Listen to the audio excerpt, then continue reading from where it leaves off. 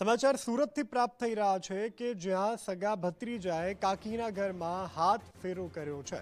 આ ઘટનાને લઈ અને પોલીસ તપાસ આરંભવામાં પણ આવી છે। કિમ પોલીસે કાકીના ઘરમાંથી જે ચોરી કરેલો મુદ્દામાલ હતો તેને પણ રિકવર કર્યો છે। ચોરીના ઘરેણા બદલ 14 લાખ રૂપિયા રિકવર કરવામાં આવ્યા છે। ભત્રીજાએ દાગીના વેચી અને મહારાષ્ટ્રના જલગાંવમાં આપ્યા હતા। પોલીસે રિમાન્ડ દરમિયાન વધુ 9 લાખ રૂપિયા કબજે કર્યા છે। આરોપી ભત્રીજાએ 16 લાખ રૂપિયાની બેંકમાં એફડી કરી હતી। 1 લાખ રૂપિયા પોતાના પિતાને સાચવવા માટે આપ્યા હતા। કાકીએ ઉછીના નાણાં ન આપતા ભત્રીજાએ આ ચોરીનો કારસો ઘડ્યો। કિમ પોલીસે 14 લાખ રૂપિયા કબજે કર્યા છે અને કાર્યવાહી પણ આરંભવામાં આવી છે।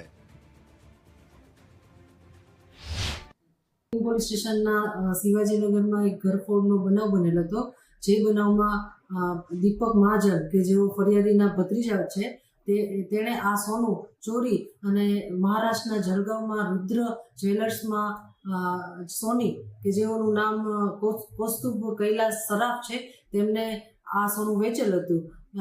જેમાંથી હાલ રિમાન્ડ દરમિયાન અમોને ટોટલ 9,37,000 રૂપિયા કબજે કરેલ છે। જેમાંથી 6 લાખની જેના ભત્રીજો જેનું નામ છે દીપક મહાજન તેને SBI બેંકમાં એફડી કરેલ હતી અને 1 લાખ રૂપિયા એના ફાધરને સાચવવા આપેલ હતા।